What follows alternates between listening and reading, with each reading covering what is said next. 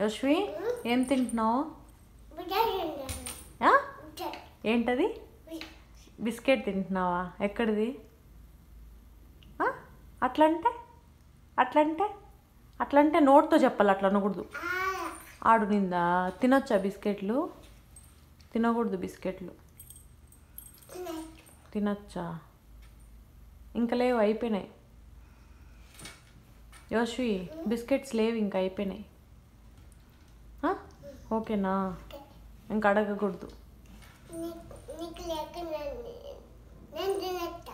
నాకు లేకుండా నువ్వు తినేసినావు ఆల్రెడీ, ఇంకా లేవు, అయిపోయినాయి.